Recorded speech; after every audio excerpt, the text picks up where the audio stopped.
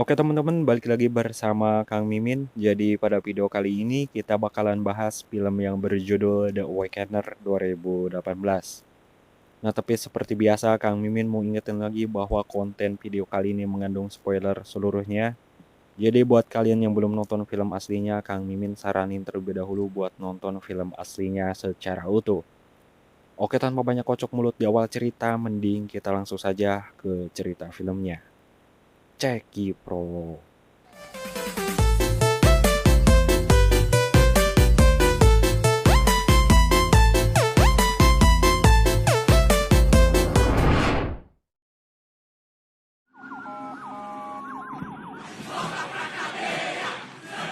Cerita dimulai dengan sekumpulan orang yang sedang demonstrasi. Mereka berbondong-bondong menuju ke balai kota tempat si gubernur berada. Ternyata si gubernur tersangka sebagai penggelapan uang rakyat.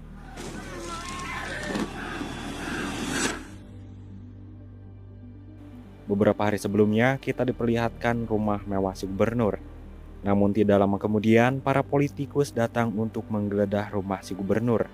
Di sana, si gubernur tampak santuy dengan apa yang terjadi pada dirinya.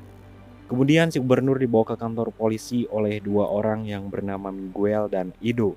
Si gubernur dibawa untuk diinterogasi. Saat diinterogasi, Edo memberikan bukti perekaman mengenai si gubernur menggelapkan dana perlengkapan rumah sakit. Dalam rekamannya, si gubernur ia tidak segan-segan untuk menghabisi siapapun yang menghalangi operasinya. Tak hanya itu juga, ia membeli kejaksaan setempat. Tak lama kemudian pengacaranya pun datang. Gubernur menanyakan anak istrinya yang sedang berlibur di Miami.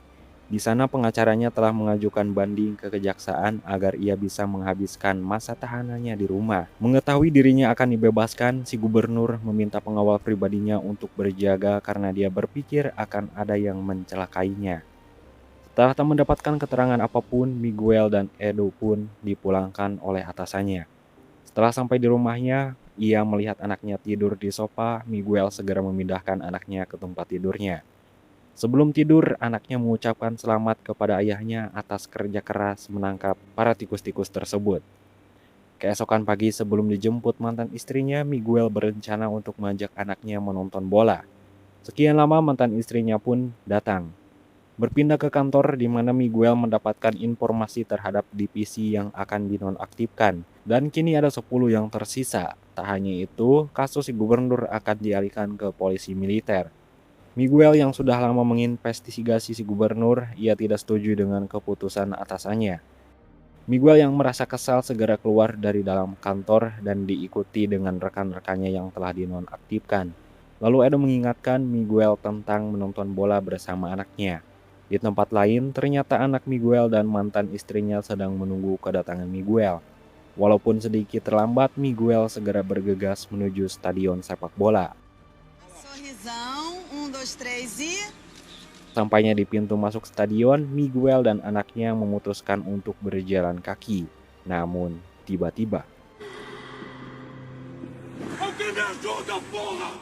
anaknya ditembak oleh seseorang. Sesampainya di rumah sakit, dokter segera membawanya ke UGD untuk menjalankan perawatannya. Karena tidak tahan dengan keadaan anaknya, Miguel pun segera mengecek ke dalam ruangan. Sepanjang isi rumah sakit, banyak pasien yang diabaikan akibat fasilitas rumah sakit yang tidak memadai. Tidak hanya itu, anaknya juga mengalami nasib yang sama. Ia sempat bingung melihat anaknya juga tidak ditangani oleh dokter. Si perawat hanya bisa membantu semampunya saja. Akibat kehilangan banyak darah dan tak segera ditangani, anaknya pun harus meninggal dunia. Eu sinto muito.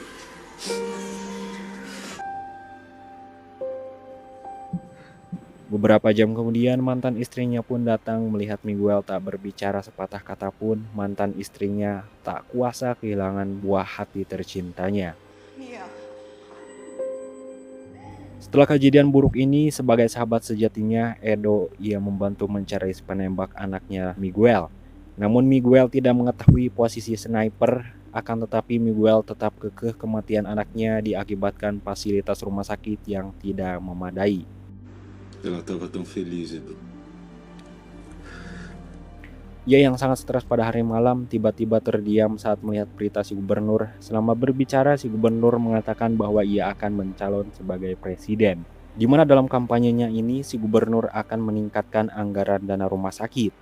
Melihat kumpulan demonstran, Miguel memutuskan untuk bergabung, namun setelah berdemo, Miguel menghampiri kumpulan polisi. Aksi Miguel berhasil direkam oleh salah satu demonstran. Keributan demo sekian memanas memaksa polisi menembakkan gas air mata.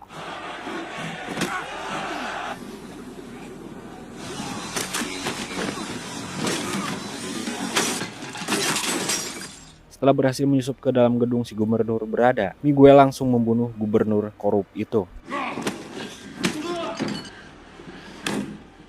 Setelah pertemuan kemarin malam, Gomez kembali menemui koleganya yang dimana koleganya adalah seorang politikus. Melalui bantuan mereka, Gomez berencana untuk mengumpulkan suara agar anaknya menjadi presiden menggantikan si gubernur yang telah tewas. Mendengar usulannya, para kolega sontak kaget sebab anaknya ini tidak mempunyai keahlian dalam politik. Merasa ditolak, lalu Gomez mengancam mereka di mana dia akan mendesak Regina agar kembali menginvestigasi kasus korupsi. Miguel yang sudah pulih dari stresnya, ia pun kembali bekerja. Mereka berhasil menangkap di balik rusuhnya di balai kota. Dari beberapa orang di sana, Miguel melihat gadis yang selama demo kemarin. Tidak ingin identitasnya terbongkar, Miguel menawarkan diri untuk menginterogasi si gadis itu. Di ruang interogasi, gadis yang bernama Nina Souja ini ternyata adalah seorang programmer. Mengetahui Nina punya rekaman dirinya, Miguel menyita HP-nya yang sudah diamankan. Pada malam hari, Miguel menemui Nina setelah melihat dokumen-dokumen penting dari komputer HP-nya. Melalui bantuan Nina, satu persatu dalam korupsi penggelapan dana tersebut mulai terkuak, yang tak lain adalah koleganya Gomez. Tidak berlama-lama, Miguel segera mengincar para pejabat korup itu dan menghabisinya.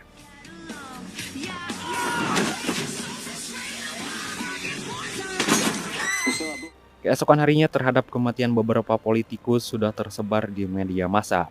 Nina yang mengetahui dirinya mengambil andil bertanya ke bosnya, apakah orang tersebut adalah pahlawan? Tidak lama setelah Miguel datang dan disuruh untuk mencari yang mendanai para koruptor dalam kampanyenya ini. Nina sempat menolak, tapi Miguel memperingatkan surat peringatan kepada ibunya setelah dipenjara dan dijadikan kambing hitam. Nina yang bimbang, kini ia menengok ibunya yang ada di penjara. Lantas Nina bertanya kepada ibunya, berapa yang aku harus bayar demi hanya satu kebenaran. Ibunya menjawab bahwa kebenaran itu hanyalah sebuah mimpi di mana kebenaran hanya satu orang dan yang lainnya berbeda. Setelah menemui ibunya, Nina kemudian membantu Miguel untuk meretas sebuah CCTV pengawas gedung di mana Gomez akan bertemu Regina.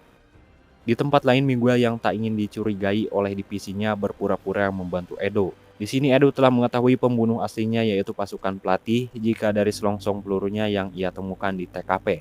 Mengetahui sahabat karibnya perlahan membongkar kedoknya, Miguel memaksa Edo untuk berhenti mengerjakannya. Sehabis mengantarkan Edo, Miguel segera melancarkan aksinya. Di tengah jalan ternyata Edo kembali menghubungi Miguel. Ternyata ia mengetahui siapa yang akan diincar si eksekutor selanjutnya.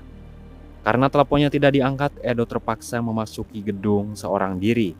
Sesampainya di sana, ia berpapasan dengan si eksekutor.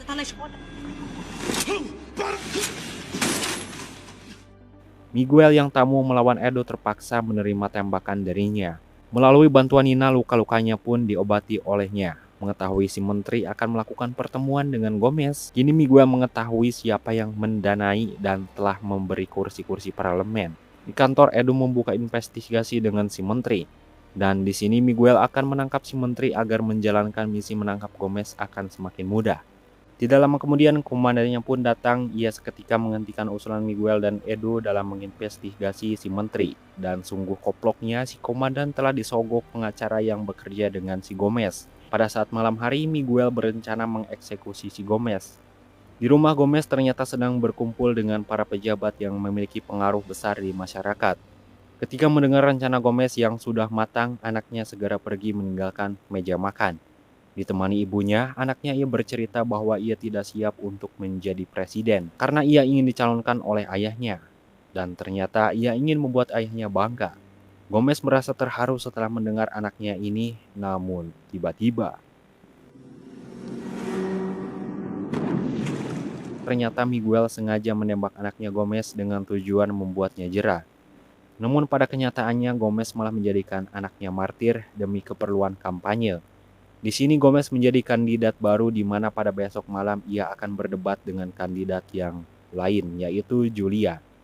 Di sisi lain, si pengacara Gomez telah mengetahui siapa yang telah mengganggu si eksekutor. Kemudian ia mendatangi di mana Nina bekerja. Namun di sana hanya ada bosnya dan pengacara Gomez langsung menghabisi bosnya Nina.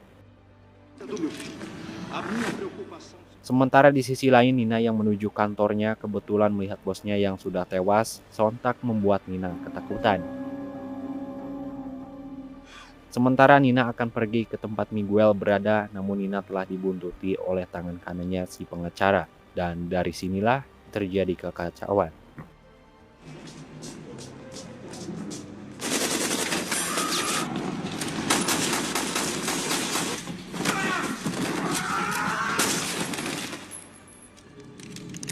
O doutrinador. Pengacara berhasil menyandera Nina, kemudian memberikan persyaratan kepada Miguel jika ingin Nina selamat, ia juga harus membunuh capres lainnya, yaitu Julia. Tidak ada pilihan lain, akhirnya Miguel mengiyakan keinginannya. Setelah kejadian ini, polisi mengunjungi TKP. Di sana Edo menemukan ponsel iPhone Miguel dan akhirnya identitas si eksekutor diketahui pelakunya. Di depan capres inilah Miguel akan membunuh Julia.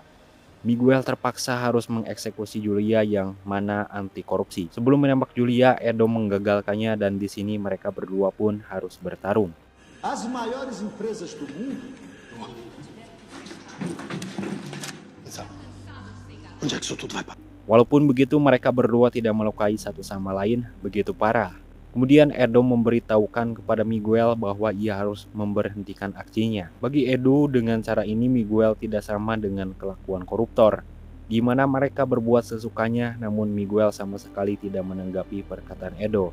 Lantas ia kembali menjalankan misinya. Seketika siaran TV langsung mati. Lalu si pengacara menghubungi temannya yang ada di sana. Mengetahui si pengacara sedang lengah, Nina seketika menusuk si pengacara dengan pecahan lampu.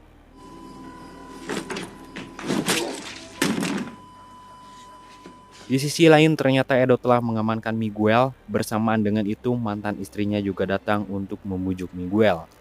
Mantan istrinya berkata bahwa anaknya tidak bahagia di surga melihat Miguel yang telah melakukan kesalahannya. Dan wajar saja Tuhan mencabut nyawa anaknya karena itu lebih baik daripada bersama dengannya. Di dalam sel, Miguel hanya melihat Gomez berdebat di TV nasional memperebutkan kursi presiden. Namun polling bersama Julia diungguli oleh Julia 1 poin. Walaupun begitu, berkat kematian anaknya, polling sementara berubah drastis. Di sini Gomez berhasil mengungguli Julia. Setelah mendengar siaran ini, Miguel dibawa ke ruang interogasi. Tidak lama kemudian, komandannya menginstruksikan kepada anak buahnya. Ternyata komandannya yang licik menggunakan kesempatan ini untuk membunuh Miguel tanpa dicurigai. Dengan menembak anak buahnya, si komandan dapat memberikan berita hoax dengan Miguel yang melawan dan terpaksa harus ditembak di tempat. Namun dengan cerdasnya, Miguel dapat membalikan keadaan dengan menembak pria itu hingga tewas.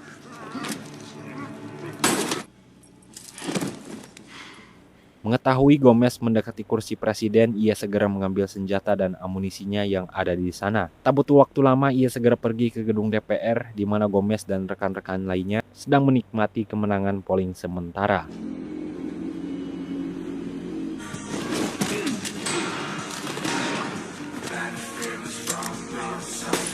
Setelah sekian lama, kini Miguel bertatap langsung dengan Gomez. Gomez berkata bahwa korupsi tidak mungkin hilang karena itu sifat manusia yang serakah. Karena sudah muak, kini Miguel menembak Gomez. Tembakan Miguel membuat suara bongbrang. Hal tersebut membuat penjaga berdatangan. Tapi dengan strategi yang telah disiapkan, Miguel segera meledakkan bom yang dipasang di dalam mobilnya yang ia bawa.